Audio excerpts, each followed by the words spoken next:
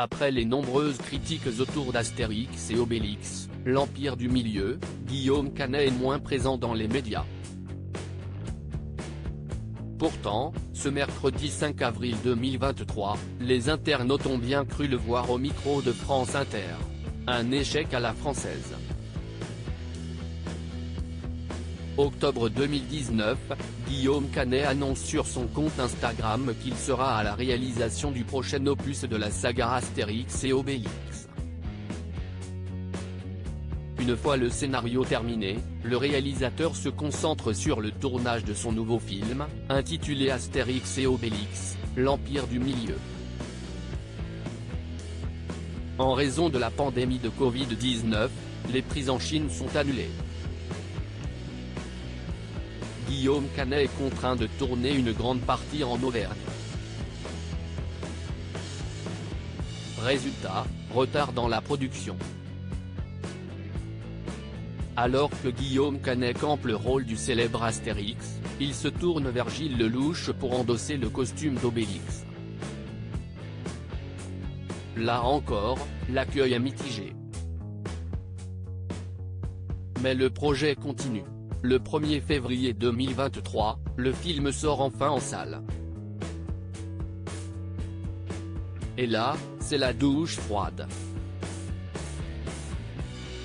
Alors que la nouvelle aventure du célèbre Gaulois aurait été considérée comme rentable par Pathé en atteignant les 6 millions d'entrées, le long métrage peine à dépasser les 4,5 millions de tickets vendus. Malgré la réception mitigée du film, Guillaume Canet et Gilles Lellouche continuent à le défendre. Échec au cinéma, succès en musique, l'amitié entre Guillaume Canet et Gilles Lellouche est forte, et remonte à déjà bien des années. C'est ainsi que le 13 février 2020, sur Instagram, le réalisateur a dévoilé l'une de ses trouvailles, un sosie de Gilles Lellouche. Mais la roue tourne point en effet, ce mercredi 5 avril 2023, les internautes ont été persuadés d'avoir trouvé son sosie. Au micro de France Inter.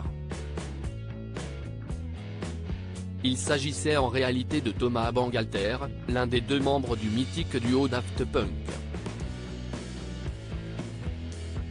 La vidéo, postée notamment sur TikTok, a amusé de nombreux internautes.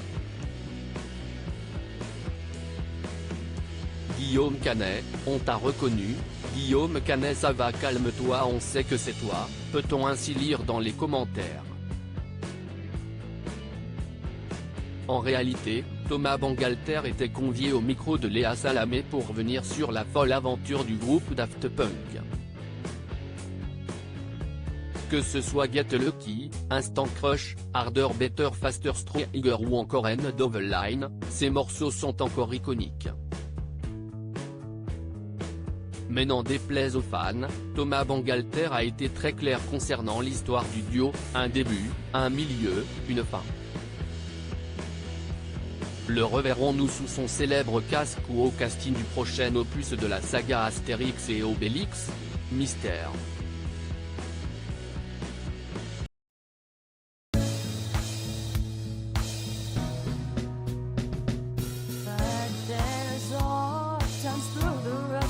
I